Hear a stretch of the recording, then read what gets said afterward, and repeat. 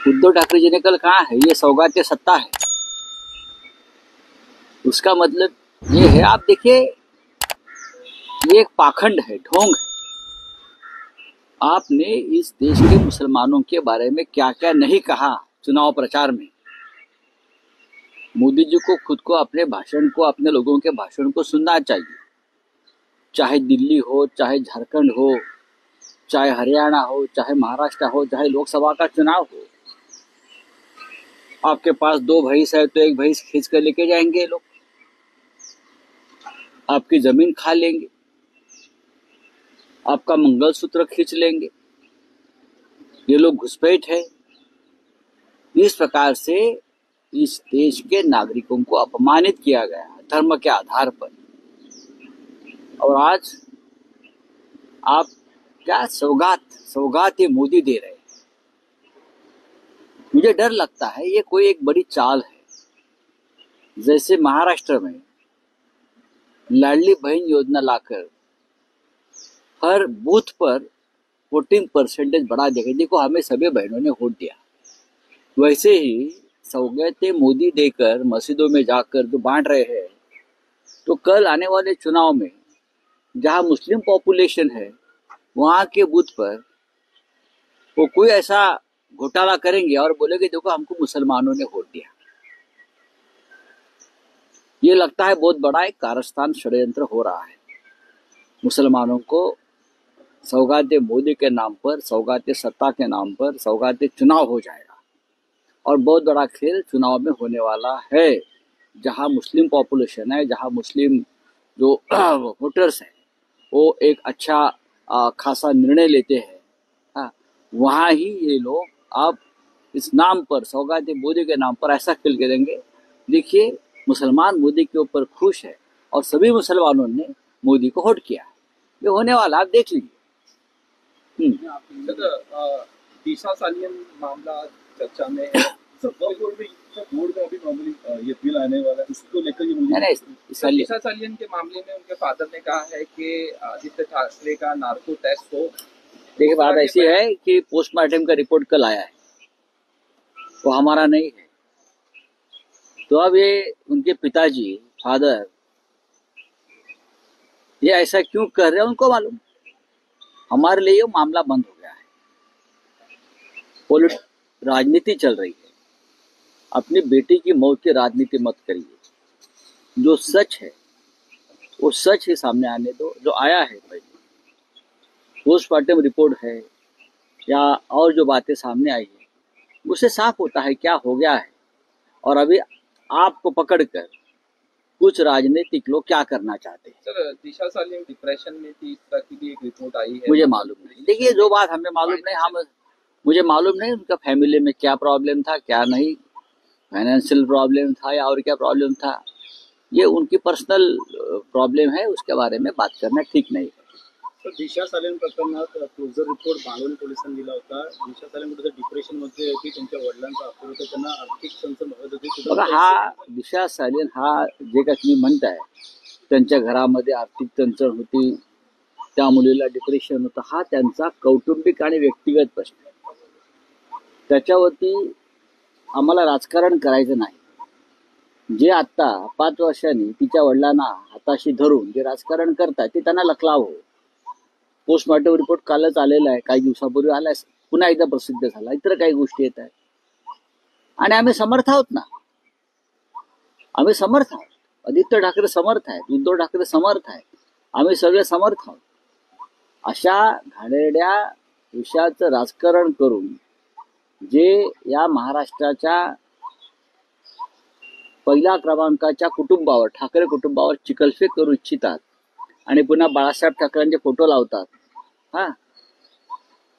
आम्ही बाळासाहेब ठाकरेंचे विचारवाहक आहोत असे म्हणतात।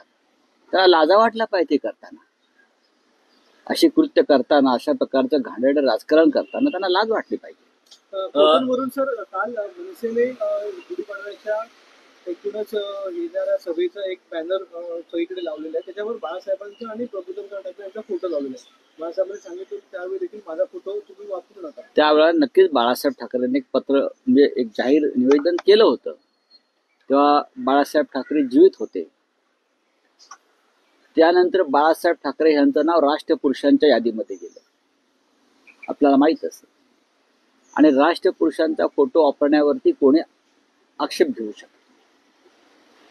बाळासाहेब ठाकरे राष्ट्रपुरुष म्हणून मान्यता वावल्यावर राष्ट्रपुरुषांचा फोटो, तो राष्ट्रपुरुष हा एका व्यक्तीचा, एका कुटुंबाचे होत नाही. आणि याचा फायदा जर कोणी घेत असेल तर त्याने घ्यावा. आता एकनाथ शिंदेचे लोकही बाळासाहेबांचा फोटो वापरतात. जर बाळासाहेब जर आता हयात असते तर एकनाथ शिंदे आणि त्यांच्या लोकांना मातोश्रीच्या बाहेर चापकाने फोडला असतं. हा, हे म्हणतात ना की त्यांचे लोक म्हणतात ना, कुणाला कामराला टायर मध्ये घालून मारला पाहिजे. कोण म्हटलं मला माहित नाही. शंभूराज म्हणाले त्यांचं असं म्हणणं आहे की थर्ड डिग्रीचा वापर करावा द्या ना नाही. Third degree. खरं अजूनपर्यंत म्हणजे आम्ही संयमानं चांगली गोष्ट आहे. वरिष्ठांच्या सूचनेमुळे कुणाल कामराला महाराष्ट्रात कसं आणायचं ते आम्हाला चांगलं माहिती आहे. पाहू ना, तोपर्यंत सत्ता राहते नाही राहत कोणाची काय, हे सगळे सत्तेचे मस्त आहेत. या देशामध्ये व्यक्ती स्वातंत्र्य आहे, अभिव्यक्ती स्वातंत्र्य आहे. जर कोणी तुम्हाला दुखवणारं वक्तव्य केलं असेल त्यासाठी कायदा आहे, त्यासाठी कोर्ट आहे. आता आमच्यावरती सुद्धा अनेकांनी डिफॉर्मेशन केसेस टाकलेल्या आहेत ना, आणि आम्ही कोर्टात जातो की आमच्यावरती मानहानिकारक काही वक्तव्याबद्दल, लिखाणाबद्दल आमच्यावरती गुन्हे दाखल असतात. संपादक म्हणून, देते म्हणून आम्ही जातो. आता जर कोणी थर्ड डिग्री द्यायच्या गोष्टी करत असतील, एखादा मंत्री, याचा अर्थ या महाराष्ट्रात तालिबानी राज्य सुरू आहे. तुम्ही हिंदू राष्ट्र म्हणता पण इस्लामी राष्ट्राप्रमाणे तुम्ही शिक्षा देताय. मग तसं असेल आणि त्यांच्या लोकांना मातोश्रीच्या बाहेर चापकाने फोडला असतं. हा, हे म्हणतात ना की त्यांचे लोक म्हणतात ना, कुणाला कामराला टायर मध्ये घालून मारला पाहिजे.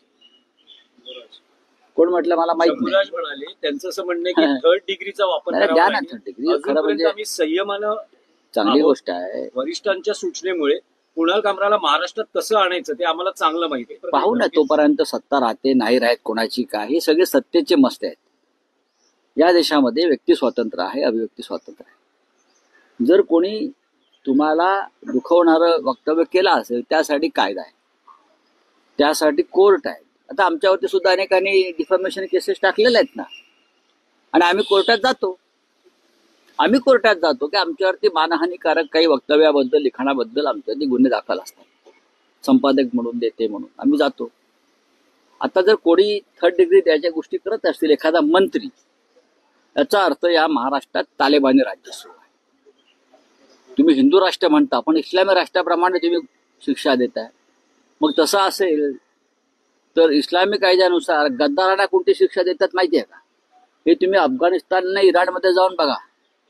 जो गद्दार असतो त्या गद्दाराला भर चौकामध्ये उघडं करून 100 फटके मारले जातात पार्श्वभागावर. गद्दाराला ही शिक्षा आहे.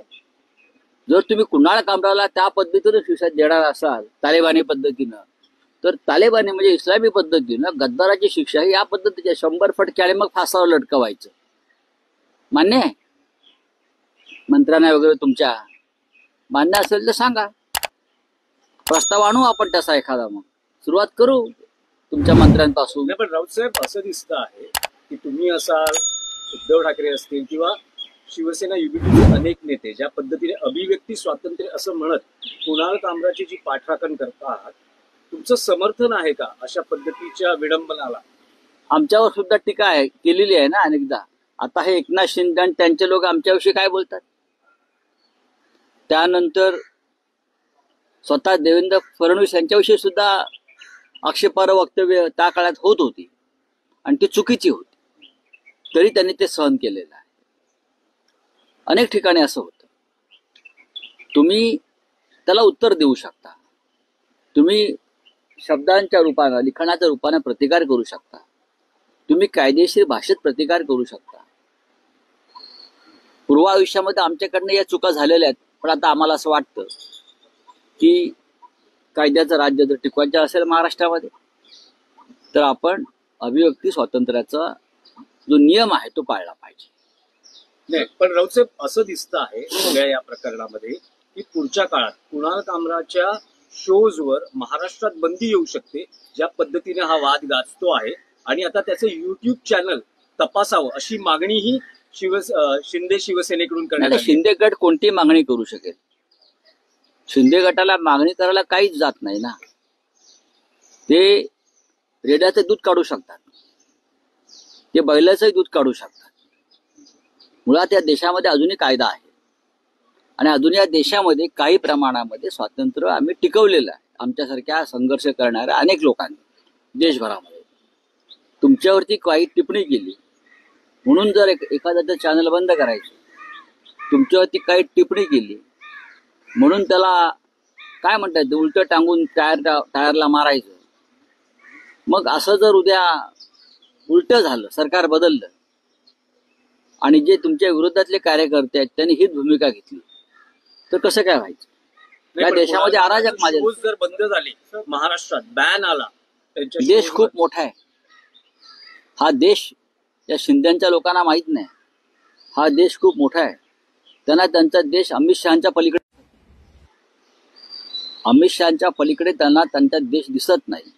जोपर्यंत अमित शहाचं छत्र त्यांच्या डोक्यावर आहे तोपर्यंत त्यांची भाषा चालेल.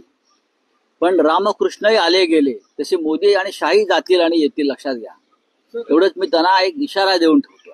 तर फडणवीस आणि शिंदे यांच्यामध्ये विस्तव टाकण्याचा प्रयत्न ठाकरे करत आहेत आणि ही गोष्टी तुटायची नाही असा इशारा उदय सामंत यांनी दिलेला आहे आणि आरोप केलेला आहे की ठाकरे उदय सामंत डाऊटफुल आहे.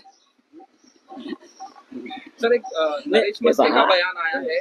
उदय सामंत आहेत ते शिंद्यांचे पण आहेत आणि फडणवीसांचे पण आहेत. कधी काळी ते ठाकरेंचे होते, कधी काळी ते शरद पवारांचे होते. अशी वक्तव्य व्यापारी पद्धतीचे मंत्री करत असतात, जे उद्योजक मंत्री असतात त्यांना अशी वक्तव्य करावी लागतात आणि त्यांनी करू द्या, चांगली गोष्ट आहे. त्यांना कोणी सांगितलं दोघांमध्ये फार मैत्री आहे म्हणून? त्यांचा गैरसमज आहे, हा त्यांचा अत्यंत मोठा गैरसमज आहे. राऊत साहेब, एक शरद पवारांचं विधान आलेलं आहे. काल त्यांची बैठक पार पडली, त्यात ते असं म्हणतात की एका पराभवानं खचून जाणारा मी नाही किंवा आपण नाही आणि पुढच्या लढाईसाठी तयार राहा, असंही त्यांनी आपल्या काल त्यांच्या पक्षाची कार्यकारिणी, राष्ट्रीय कार्यकारिणी दिल्लीत झाली. त्याच्या आधी माझा आणि त्यांची थोडीफार चर्चा झाली. आणि शरद पवार हा एक लढवय्या नेता आहे, आमच्या सगळ्यांचे मार्गदर्शक आहेत. हा पराभव कसा घडवून आणला हे अख्ख्या जगाला ज्ञात आहे. त्याच्यामुळे आम्ही सगळेच एका पराभवानं अजिबात खचून जाणार लोक नाही. तसं नसतं तर आम्ही समोर उभेच नसतो राहिलो. आम्हाला माहिती आहे की कशा प्रकारे निवडणूक लढवण्यात आली, कशा प्रकारे घोटाळे झाले, कशा प्रकारे मतदान याद्यांमध्ये घोटाळे केले, कशा प्रकारे पैशाचा वापर झाला, हे सगळं आम्ही डोळ्याने पाहिलेलं आहे. तरी आम्ही न खचता पुढल्या लढाईसाठी आमची तयारी सुरू आहे. त्याच्यामुळे माननीय शरद पवार साहेब जे बोललेले आहेत ते योग्य बोललेले आहे. राऊत साहेब, एक आणखी महत्वाचा विषय आहे की इंडियन एक्सप्रेस या आघाडीच्या दैनिकानं आज 2025 सालातील सर्वात शक्तिशाली 100 भारतीयांची यादी जाहीर केलेली आहे. ज्या यादीत पंतप्रधान नरेंद्र मोदी आहेत, केंद्रीय गृहमंत्री अमित शहा आहेत, त्यासह विविध मान्यवर आहेत, जसं काही उद्योजक आहेत, कलावंत आहेत, खेळाडू आहेत. त्यात महाराष्ट्रातील 5 राजकारणी आहेत. त्यात प्रामुख्यानं मुख्यमंत्री देवेंद्र फडणवीस, उपमुख्यमंत्री एकनाथ. मतदान याद्यांमध्ये घोटाळे केले, कशा प्रकारे पैशाचा वापर झाला, हे सगळं आम्ही डोळ्याने पाहिलेलं आहे. तरी आम्ही न खचता पुढल्या लढाईसाठी आमची तयारी सुरू आहे. त्याच्यामुळे माननीय शरद पवार साहेब जे बोललेले आहेत ते योग्य बोललेले आहे. राऊत साहेब, एक आणखी महत्वाचा विषय आहे की इंडियन एक्सप्रेस या आघाडीच्या दैनिकानं आज 2025 सालातील सर्वात शक्तिशाली 100 भारतीयांची यादी जाहीर केलेली आहे. ज्या यादीत पंतप्रधान नरेंद्र मोदी आहेत, केंद्रीय गृहमंत्री अमित शहा आहेत, त्यासह विविध मान्यवर आहेत, जसं काही उद्योजक आहेत, कलावंत आहेत, खेळाडू आहेत. त्यात महाराष्ट्रातील 5 राजकारणी आहेत. त्यात प्रामुख्यानं मुख्यमंत्री देवेंद्र फडणवीस, उपमुख्यमंत्री एकनाथ शिंदे, अजित पवार, नितीन गडकरी, शरद पवार असे सगळे महाराष्ट्रातलेही नेते आहेत. पण या यादीत ठाकरे कुटुंबापैकी उद्धव ठाकरे, राज ठाकरे दिसत नाहीत. ठाकरे ब्रँड संपुष्टात येतोय. संपुष्टात आणण्याचाच हा प्रयत्न आहे, मी जे म्हणतोय वारंवार.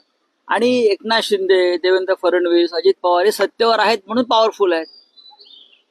एकनाथ शिंदे, देवेंद्र फडणवीस आणि अजित पवार यांची जर नावं, नितीन गडकरी यांची नावं जर कोण घेत असेल याचं कारण ते सत्तेवर आहे.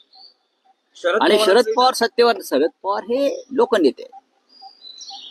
आणि कोणाला पॉवरफुल करायचं आणि कोणाला नाही करायचं हे पद्मश्री सारखं असतं यादी तयार करणे.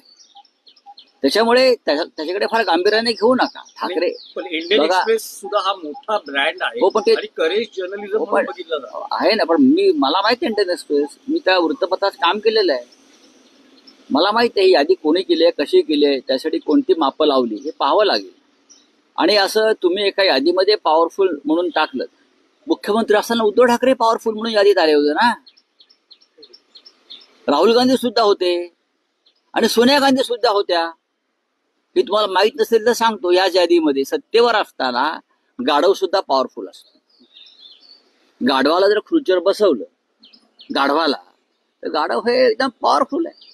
सध्या काही गाढवं खुर्चीवर बसलेले आहेत, त्याच्यामुळे गाढव पॉवरफुल दिसतंय तुम्हाला. चौकाते मोदी याबद्दल आपल्याला काय वाटतं? सौगाते मोदी, काल माननीय उद्धव ठाकरे साहेबांनी सांगितलं ही सौगाते सत्ता आहे, सौगाते पॉलिटिक्स आहे आणि सौगाते मुसलमान लांगुल चालन आहे. हे स्पष्ट आहे. 36 लाख मुस्लिमांसाठी मोदी यांनी आनंदाचा शिदा पाठवले.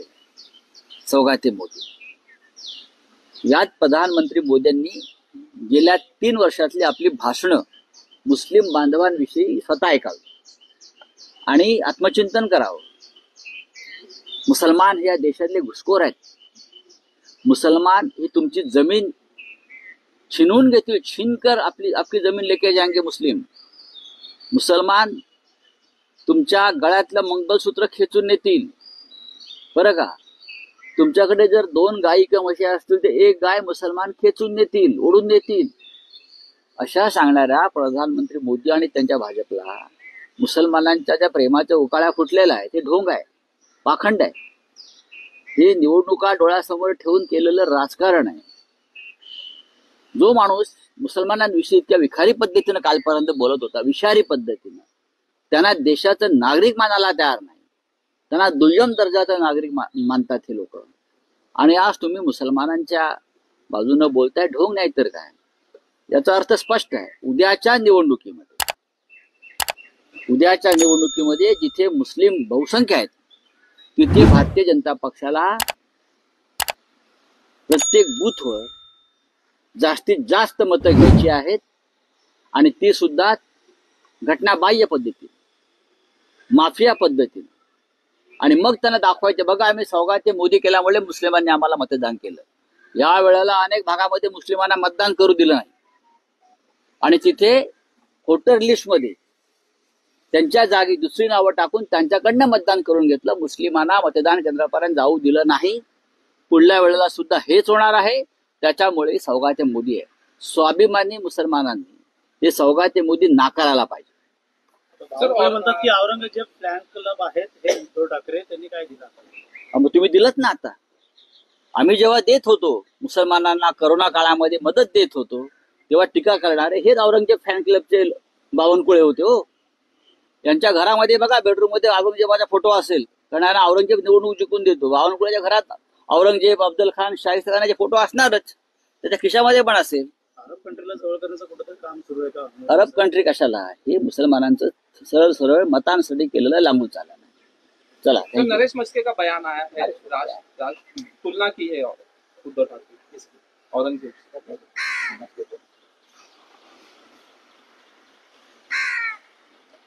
कल उद्धव ठाकरे ने भी इस पर उद्धव ठाकरे जी ने कल कहा है ये सौगात सत्ता है, उसका मतलब ये है, आप देखिए ये एक पाखंड है, ढोंग है। आपने इस देश के मुसलमानों के बारे में क्या क्या नहीं कहा चुनाव प्रचार में। मोदी जी को खुद को अपने भाषण को, अपने लोगों के भाषण को सुनना चाहिए, चाहे दिल्ली हो, चाहे झारखंड हो, चाहे हरियाणा हो, चाहे महाराष्ट्र हो, चाहे लोकसभा का चुनाव हो। आपके पास 2 भैंस है तो 1 भैंस खींच कर लेके जाएंगे लोग, आपकी जमीन खा लेंगे, आपका मंगलसूत्र खींच लेंगे। ये लोग घुसपैठ है। इस प्रकार से इस देश के नागरिकों को अपमानित किया गया धर्म के आधार पर। और आज आप क्या सौगात ये मोदी दे रहे हैं। मुझे डर लगता है ये कोई एक बड़ी चाल है। जैसे महाराष्ट्र में लाडली बहन योजना लाकर हर बूथ पर वोटिंग परसेंटेज बढ़ा देगा। देखो, हमें सभी बहनों ने वोट दिया, वैसे ही सौगातें मोदी देकर मस्जिदों में जाकर जो बांट रहे हैं, तो कल आने वाले चुनाव में जहां मुस्लिम पॉपुलेशन है वहां के बूथ पर वो कोई ऐसा घोटाला करेंगे और बोलेंगे देखो हमको मुसलमानों ने वोट दिया। ये लगता है बहुत बड़ा एक कारस्तान षड्यंत्र हो रहा है। मुसलमानों को सौगाते मोदी के नाम पर, सौगाते सत्ता के नाम पर, सौगाते चुनाव हो जाएगा और बहुत बड़ा खेल चुनाव में होने वाला है। जहां मुस्लिम पॉपुलेशन है, जहां मुस्लिम जो वोटर्स हैं वो एक अच्छा खासा निर्णय लेते हैं, हाँ, वहां ही ये लोग अब इस नाम पर, सौगाते मोदी के नाम पर ऐसा खेल करेंगे। देखिए, मुसलमान मोदी के ऊपर खुश है और सभी मुसलमानों ने मोदी को वोट किया। ये होने वाला, आप देख लीजिए। सर, दिशा सालियन मामला चर्चा में है। सर बोर्ड में अभी नॉर्मली ये बिल आने वाला है, उसको लेकर ये मुझे नहीं, सर, दिशा सालियन के मामले में उनके फादर ने कहा है कि आदित्य ठाकरे का नार्को टेस्ट हो। देखिए, बात ऐसी है कि पोस्टमार्टम का रिपोर्ट कल आया है, वो हमारा नहीं है। वो अपमानित किया गया धर्म के आधार पर, और आज आप क्या सौगात ये मोदी दे रहे हैं। मुझे डर लगता है ये कोई एक बड़ी चाल है। जैसे महाराष्ट्र में लाडली बहन योजना लाकर हर बूथ पर वोटिंग परसेंटेज बढ़ा देगा। देखो, हमें सभी बहनों ने वोट दिया, वैसे ही सौगातें मोदी देकर मस्जिदों में जाकर जो बांट रहे हैं, तो कल आने वाले चुनाव में जहां मुस्लिम पॉपुलेशन है वहां के बूथ पर वो कोई ऐसा घोटाला करेंगे और बोलेंगे देखो हमको मुसलमानों ने वोट दिया। ये लगता है बहुत बड़ा एक कारस्तान षड्यंत्र हो रहा है। मुसलमानों को सौगाते मोदी के नाम पर, सौगाते सत्ता के नाम पर, सौगाते चुनाव हो जाएगा और बहुत बड़ा खेल चुनाव में होने वाला है। जहां मुस्लिम पॉपुलेशन है, जहां मुस्लिम जो वोटर्स हैं वो एक अच्छा खासा निर्णय लेते हैं, हाँ, वहां ही ये लोग अब इस नाम पर, सौगाते मोदी के नाम पर ऐसा खेल करेंगे। देखिए, मुसलमान मोदी के ऊपर खुश है और सभी मुसलमानों ने मोदी को वोट किया। ये होने वाला, आप देख लीजिए। सर, दिशा सालियन मामला चर्चा में है। सर बोर्ड में अभी नॉर्मली ये बिल आने वाला है, उसको लेकर ये मुझे सर, दिशा सालियन के मामले में उनके फादर ने कहा है कि आदित्य ठाकरे का नार्को टेस्ट हो। देखिए, बात ऐसी है कि पोस्टमार्टम का रिपोर्ट कल आया है, वो हमारा नहीं है। तो अब ये उनके पिताजी, फादर, ये ऐसा क्यों कर रहे हैं उनको मालूम। हमारे लिए ये मामला बंद हो गया है। राजनीति चल रही है। अपनी बेटी की मौत की राजनीति मत करिए। जो सच है वो सच ही सामने आने दो। जो आया है भाई, पोस्टमार्टम रिपोर्ट है या और जो बातें सामने आई है, उससे साफ होता है क्या हो गया है। और अभी आपको पकड़कर कुछ राजनीतिक लोग क्या करना चाहते हैं। सर, दिशा सालियन डिप्रेशन में थी, इस तरह की भी एक रिपोर्ट आई है। मुझे मालूम नहीं। देखिए, जो बात हमें मालूम नहीं, मुझे मालूम नहीं उनका फैमिली में क्या प्रॉब्लेम था, क्या नहीं। आदित्य ठाकरे समर्थ आहे, उद्धव ठाकरे समर्थ आहे, आम्ही सगळे समर्थ आहोत। अशा घाणेरड्या विषयाचं राजकारण करून जे या महाराष्ट्राच्या पहिल्या क्रमांकाच्या कुटुंबावर, ठाकरे कुटुंबावर चिखलफेक करू इच्छितात आणि पुन्हा बाळासाहेब ठाकरेंचे फोटो लावतात, हा, आम्ही बाळासाहेब ठाकरेंचे विचारवाहक आहोत आपल्याला माहित असतं। आणि राष्ट्रपुरुषांचा फोटो वापरण्यावरती कोणी आक्षेप घेऊ शकतो। बाळासाहेब ठाकरे राष्ट्रपुरुष म्हणून मान्यता वावल्यावर राष्ट्रपुरुषांचा फोटो, तो राष्ट्रपुरुष हा एका व्यक्तीचा, एका कुटुंबाचे होत नाही। आणि याचा फायदा जर कोणी घेत असेल तर त्यांनी घ्यावा। आता एकनाथ शिंदेचे लोकही बाळासाहेबांचा फोटो वापरतात। जर बाळासाहेब जर आता हयात असते तर एकनाथ शिंदे आणि त्यांच्या लोकांना मातोश्रीच्या बाहेर चापकाने फोडला असतं। हा हे म्हणतात ना की त्यांचे लोक म्हणतात ना कुणाला कामराला टायर मध्ये घालून मारला पाहिजे.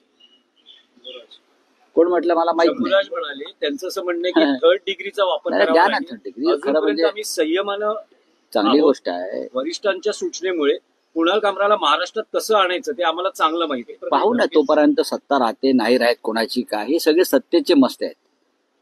या देशामध्ये व्यक्ती स्वातंत्र्य आहे, अभिव्यक्ती स्वातंत्र्य आहे. जर कोणी तुम्हाला दुखवणारं वक्तव्य केलं असेल त्यासाठी कायदा आहे, त्यासाठी कोर्ट आहे. आता आमच्यावरती सुद्धा अनेकांनी डिफॉर्मेशन केसेस टाकलेल्या आहेत ना, आणि आम्ही कोर्टात जातो की आमच्यावरती मानहानिकारक काही वक्तव्याबद्दल लिखाणाबद्दल आमच्यावरती गुन्हे दाखल असतात. संपादक म्हणून देते म्हणून आम्ही जातो. आता जर कोणी थर्ड डिग्री द्यायच्या गोष्टी करत असतील एखादा मंत्री, याचा अर्थ या महाराष्ट्रात तालेबानी राज्य सुरू आहे. तुम्ही हिंदू राष्ट्र म्हणता पण इस्लामी राष्ट्राप्रमाणे तुम्ही शिक्षा देताय. मग तसं असेल आणि त्याच्या लोकांना मातोश्रीच्या बाहेर चापकाने फोडले. हा हे म्हणतात ना की त्यांचे लोक म्हणतात ना कुणाला कामराला टायर मध्ये घालून मारला पाहिजे. कोण म्हटलं मला माहित नाही. शंभूराज म्हणाले त्यांचं असं म्हणणं आहे की थर्ड डिग्रीचा वापर नाही, करावा द्या ना आणि third degree. खरं अजूनपर्यंत म्हणजे आम्ही संयमानं चांगली आहोत. गोष्ट आहे. वरिष्ठांच्या सूचनेमुळे कुणाल कामराला महाराष्ट्रात कसं आणायचं ते आम्हाला चांगलं माहिती आहे. पाहू ना तोपर्यंत सत्ता राहते नाही राहत कोणाची काय हे सगळे सत्तेचे मस्त आहेत. या देशामध्ये व्यक्ती स्वातंत्र्य आहे, अभिव्यक्ती स्वातंत्र्य आहे. जर कोणी तुम्हाला दुखवणारं वक्तव्य केलं असेल त्यासाठी कायदा आहे, त्यासाठी कोर्ट आहे. आता आमच्यावरती सुद्धा अनेकांनी डिफॉर्मेशन केसेस टाकलेल्या आहेत ना, आणि आम्ही कोर्टात जातो की आमच्यावरती मानहानिकारक काही वक्तव्याबद्दल लिखाणाबद्दल आमच्यावरती गुन्हे दाखल असतात. संपादक म्हणून देते म्हणून आम्ही जातो. आता जर कोणी थर्ड डिग्री द्यायच्या गोष्टी करत असतील एखादा मंत्री, याचा अर्थ या महाराष्ट्रात तालेबानी राज्य सुरू आहे. तुम्ही हिंदू राष्ट्र म्हणता पण इस्लामी राष्ट्राप्रमाणे तुम्ही शिक्षा देताय. मग तसं असेल तर इस्लामी कायद्यानुसार गद्दारांना कोणती शिक्षा देतात माहिती आहे का? हे तुम्ही अफगाणिस्तान आणि इराणमध्ये जाऊन बघा. जो गद्दार असतो त्या गद्दाराला भर चौकामध्ये उघडं करून 100 फटके मारले जातात पार्श्वभागावर. गद्दाराला ही शिक्षा आहे.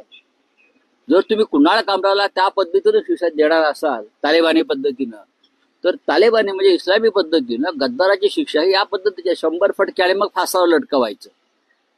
मान्य आहे? मंत्र्यांना वगैरे तुमच्या मान्य असेल तर सांगा, प्रस्ताव आणू आपण तसा एखादा. मग सुरुवात करू तुमच्या मंत्र्यांपासून. नाही, पण राऊत साहेब असं दिसतं आहे की तुम्ही असाल, उद्धव ठाकरे असतील किंवा शिवसेना युबीटीचे अनेक नेते ज्या पद्धतीने अभिव्यक्ती स्वातंत्र्य असं म्हणत कुणाल कामराची जी पाठराखण करतात, तुमचं समर्थन आहे का अशा पद्धतीच्या विडंबनाला?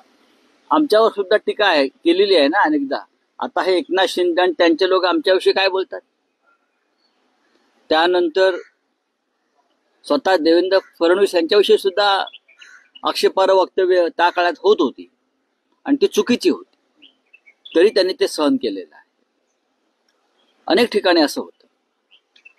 तुम्ही त्याला उत्तर देऊ शकता, तुम्ही शब्दांच्या रूपानं लिखाणाच्या रूपानं प्रतिकार करू शकता, तुम्ही कायदेशीर भाषेत प्रतिकार करू शकता.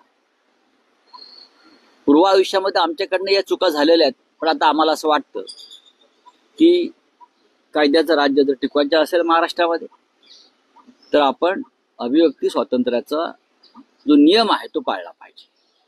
नाही, पण राऊत साहेब असं दिसतं आहे सगळ्या या प्रकरणामध्ये की पुढच्या काळात कुणाल कामराच्या शोजवर महाराष्ट्रात बंदी येऊ शकते, ज्या पद्धतीने हा वाद गाजतो आहे.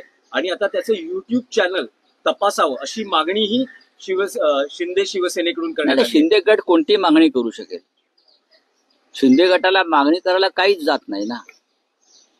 ते रेड्याचं दूध काढू शकतात, ते बैलाचंही दूध काढू शकतात. मुळात या देशामध्ये अजूनही कायदा आहे आणि अजून या देशामध्ये काही प्रमाणामध्ये स्वातंत्र्य आम्ही टिकवलेलं आहे. आमच्यासारख्या संघर्ष करणाऱ्या अनेक लोकांनी देशभरामध्ये. तुमच्यावरती काही टिप्पणी केली म्हणून जर एखाद्याचं चॅनल बंद करायचं, तुमच्यावरती काही टिप्पणी केली म्हणून त्याला काय म्हणतात उलटं टांगून टायरला मारायचं, मग असं जर उद्या उलट झालं, सरकार बदललं आणि जे तुमच्या विरोधातले कार्यकर्ते आहेत त्यांनी हीच भूमिका घेतली तर कसं काय व्हायचं? या देशामध्ये अराजक माझे शोज जर बंद झाले, महाराष्ट्रात बॅन आला, त्यांच्या देश शोजवर- खूप मोठा आहे. हा देश या शिंद्यांच्या लोकांना माहित नाही. हा देश खूप मोठा आहे. त्यांना त्यांचा देश अमित शहाच्या पलीकडे त्यांना त्यांचा देश दिसत नाही. जोपर्यंत अमित शहाचं छत्र त्यांच्या डोक्यावर आहे तोपर्यंत त्यांची भाषा चालेल. पण रामकृष्णही आले गेले तसे मोदी आणि शाही जातील आणि येतील, लक्षात घ्या. एवढंच मी त्यांना एक इशारा देऊन ठेवतोय. तर फडणवीस आणि शिंदे यांच्यामध्ये विस्तव टाकण्याचा प्रयत्न ठाकरे करत आहेत आणि ही दोस्ती तुटायची नाही असा इशारा उदय सामंत यांनी दिलेला आहे आणि आरोप केलेला आहे की ठाकरे उदय सामंत डाऊटफुल आहे. सर एक नरेश मस्के का बयान आया है। उदय सामंत आहेत ते शिंद्यांचे पण आहेत आणि फडणवीसांचे पण आहेत. कधी काळी ते ठाकरेंचे होते, कधी काळी ते शरद पवारांचे होते. अशी वक्तव्य व्यापारी पद्धतीचे मंत्री करत असतात, जे उद्योजक मंत्री असतात त्यांना अशी वक्तव्य करावी लागतात आणि त्यांनी करू द्या, चांगली गोष्ट आहे. त्यांना कोणी सांगितलं दोघांमध्ये फार मैत्री आहे म्हणून? त्यांचा गैरसमज आहे, हा त्यांचा अत्यंत मोठा गैरसमज आहे. राऊत साहेब, एक शरद पवारांचं विधान आलेलं आहे. काल त्यांची बैठक पार पडली, त्यात ते असं म्हणतात की एका पराभवानं खचून जाणारा मी नाही किंवा आपण नाही आणि पुढच्या लढाईसाठी तयार राहा, असंही त्यांनी आपल्या काल त्यांच्या पक्षाची कार्यकारिणी, राष्ट्रीय कार्यकारिणी दिल्लीत झाली. त्याच्या आधी माझा आणि त्यांची थोडीफार चर्चा झाली. आणि शरद पवार हा एक लढवय्या नेता आहे, आमच्या सगळ्यांचे मार्गदर्शक आहेत. हा पराभव कसा घडवून आणला हे अख्ख्या जगाला ज्ञात आहे. त्याच्यामुळे आम्ही सगळेच एका पराभवानं अजिबात खचून जाणार लोक नाही. तसं नसतं आम्ही समोर उभेच नसतो राहिलो. आम्हाला माहिती आहे की कशा प्रकारे निवडणूक लढवण्यात आली, कशा प्रकारे घोटाळे झाले, कशा प्रकारे मतदान याद्यांमध्ये घोटाळे केले, कशा प्रकारे पैशाचा वापर झाला, हे सगळं आम्ही डोळ्याने पाहिलेलं आहे. तरी आम्ही न खचता पुढल्या लढाईसाठी आमची तयारी सुरू आहे. त्याच्यामुळे माननीय शरद पवार साहेब जे बोललेले आहेत ते योग्य बोललेले आहे. राऊत साहेब, एक आणखी महत्वाचा विषय आहे की इंडियन एक्सप्रेस या आघाडीच्या दैनिकानं आज 2025 सालातील सर्वात शक्तिशाली 100 भारतीयांची यादी जाहीर केलेली आहे. ज्या यादीत पंतप्रधान नरेंद्र मोदी आहेत, केंद्रीय गृहमंत्री अमित शहा आहेत, त्यासह विविध मान्यवर आहेत, जसं काही उद्योजक आहेत, कलावंत आहेत, खेळाडू आहेत. त्यात महाराष्ट्रातील 5 राजकारणी आहेत. त्यात प्रामुख्यानं मुख्यमंत्री देवेंद्र फडणवीस, उपमुख्यमंत्री एकनाथ. मतदान याद्यांमध्ये घोटाळे केले, कशा प्रकारे पैशाचा वापर झाला, हे सगळं आम्ही डोळ्याने पाहिलेलं आहे. तरी आम्ही न खचता पुढल्या लढाईसाठी आमची तयारी सुरू आहे. त्याच्यामुळे माननीय शरद पवार साहेब जे बोललेले आहेत ते योग्य बोललेले आहे. राऊत साहेब, एक आणखी महत्वाचा विषय आहे की इंडियन एक्सप्रेस या आघाडीच्या दैनिकानं आज 2025 सालातील सर्वात शक्तिशाली 100 भारतीयांची यादी जाहीर केलेली आहे. ज्या यादीत पंतप्रधान नरेंद्र मोदी आहेत, केंद्रीय गृहमंत्री अमित शहा आहेत, त्यासह विविध मान्यवर आहेत, जसं काही उद्योजक आहेत, कलावंत आहेत, खेळाडू आहेत. त्यात महाराष्ट्रातील 5 राजकारणी आहेत. त्यात प्रामुख्यानं मुख्यमंत्री देवेंद्र फडणवीस, उपमुख्यमंत्री एकनाथ शिंदे, अजित पवार, नितीन गडकरी, शरद पवार असे सगळे महाराष्ट्रातलेही नेते आहेत. पण या यादीत ठाकरे कुटुंबापैकी उद्धव ठाकरे, राज ठाकरे दिसत नाही. ठाकरे ब्रँड संपुष्टात येतोय. संपुष्टात आणण्याचाच हा प्रयत्न आहे, मी जे म्हणतोय वारंवार. आणि एकनाथ शिंदे, देवेंद्र फडणवीस, अजित पवार हे सत्तेवर आहेत म्हणून पॉवरफुल आहेत. एकनाथ शिंदे, देवेंद्र फडणवीस आणि अजित पवार यांची जर नावं, नितीन गडकरी यांची नावं जर कोण घेत असेल याचं कारण ते सत्तेवर आहे. आणि शरद पवार सत्तेवर, शरद पवार हे लोकनेते आहेत. आणि कोणाला पॉवरफुल करायचं आणि कोणाला नाही करायचं हे पद्मश्री सारखं असतं यादी तयार करणे. त्याच्यामुळे त्याच्याकडे फार गांभीर्याने घेऊ नका. ठाकरे पण इंडियन एक्सप्रेस सुद्धा हा मोठा ब्रँड आहे. हो, पण ते आणि करेज जर्नलिझम म्हणून बघितलं जातं. आहे ना, पण मला माहिती आहे इंडियन एक्सप्रेस, मी त्या वृत्तपत्रात काम केलेलं आहे. मला माहिती आहे ही यादी कोणी केली आहे, कशी केली आहे, त्यासाठी कोणती मापं लावली हे पाहावं लागेल. आणि असं तुम्ही एका यादीमध्ये पॉवरफुल म्हणून टाकलं, मुख्यमंत्री असताना उद्धव ठाकरे पॉवरफुल म्हणून यादीत आले होते ना. राहुल गांधी सुद्धा होते आणि सोनिया गांधी सुद्धा होत्या. हे तुम्हाला माहित नसेल तर सांगतो, या यादीमध्ये सत्तेवर असताना गाढव सुद्धा पॉवरफुल असतो. गाढवाला जर खुर्चीवर बसवलं गाढवाला, तर गाढव हे एकदम पॉवरफुल आहे. सध्या काही गाढवं खुर्चीवर बसलेली आहेत, त्याच्यामुळे गाढव पॉवरफुल दिसतंय तुम्हाला. चौकाते मोदी याबद्दल आपल्याला काय वाटतं? सौगाते मोदी, काल माननीय उद्धव ठाकरे साहेबांनी सांगितलं, सौगाते सत्ता आहे, सौगाते पॉलिटिक्स आहे आणि सौगाते मुसलमान लांगुल चालन आहे. हे स्पष्ट आहे. 36 लाख मुस्लिमांसाठी मोदी यांनी आनंदाचा शिधा पाठवले. सौगाते मोदी यात प्रधानमंत्री मोदींनी गेल्या 3 वर्षातली आपली भाषणं मुस्लिम बांधवांविषयी स्वतः ऐकावी आणि आत्मचिंतन करावं. मुसलमान हे या देशातले घुसखोर आहेत. मुसलमान ही तुमची जमीन छीनून घेतील, छीनकर आपली जमीन लेके जाएंगे मुस्लिम. मुसलमान तुमच्या गळ्यातलं मंगलसूत्र खेचून नेतील बरं का. तुमच्याकडे जर 2 गायी किंवा म्हशी असतील तर 1 गाय मुसलमान खेचून नेतील, ओढून नेतील. अशा सांगणाऱ्या प्रधानमंत्री मोदी आणि त्यांच्या भाजपला मुसलमानांच्या ज्या प्रेमाच्या उकाळ्या फुटलेला आहे ते ढोंग आहे, पाखंड आहे. हे निवडणुका डोळ्यासमोर ठेवून केलेलं राजकारण आहे. जो माणूस मुसलमानांविषयी इतक्या विखारी पद्धतीनं कालपर्यंत बोलत होता, विषारी पद्धतीनं, त्यांना देशाचं नागरिक मानायला तयार नाही, त्यांना दुय्यम दर्जाचा नागरिक मानतात हे लोक. आणि आज तुम्ही मुसलमानांच्या बाजूनं बोलताय, ढोंग नाही तर काय. याचा अर्थ स्पष्ट आहे. उद्याच्या निवडणुकीमध्ये जिथे मुस्लिम बहुसंख्या आहेत तिथे भारतीय जनता पक्षाला प्रत्येक बूथवर जास्तीत जास्त मतं घ्यायची आहेत आणि ती सुद्धा घटनाबाह्य पद्धतीने, माफिया पद्धतीने. आणि मग त्यांना दाखवायचे, बघा आम्ही सौगाते मोदी केल्यामुळे मुस्लिमांनी आम्हाला मतदान केलं. या वेळेला अनेक भागामध्ये मुस्लिमांना मतदान करू दिलं नाही आणि तिथे वोटर लिस्टमध्ये त्यांच्या जागी दुसरी नावं टाकून त्यांच्याकडनं मतदान करून घेतलं. मुस्लिमांना मतदान केंद्रापर्यंत जाऊ दिलं नाही. पुढल्या वेळेला सुद्धा हेच होणार आहे. त्याच्यामुळे सौगाते मोदी आहे. स्वाभिमानी मुसलमानांनी हे सौगाते मोदी नाकारायला पाहिजे. म्हणतात की औरंगजेब फॅन क्लब आहेत हे उद्धव ठाकरे त्यांनी काय दिलं? मग तुम्ही दिलत ना. आता आम्ही जेव्हा देत होतो मुसलमानांना, करोना काळामध्ये मदत देत होतो, तेव्हा टीका करणारे हेच औरंगजेब फॅन क्लबचे बावनकुळे होते. हो, यांच्या घरामध्ये बघा, बेडरूम मध्ये औरंगजेबाचा फोटो असेल, कारण औरंगजेब निवडणूक जिंकून देतो. बावनकुळेच्या घरात औरंगजेब, अफजल खान, शाही सरांचे फोटो असणारच, त्याच्या खिशामध्ये पण असेल. अरब कंट्री कशाला? हे मुसलमानांचं सरळ मतांसाठी केलेलं लांबून चाललं. चला, गरजा हिंदुस्तान चॅनलला सबस्क्राईब करा आणि ताज्या घडामोडी जाणून घेण्यासाठी बेल आयकॉनवर प्रेस करा.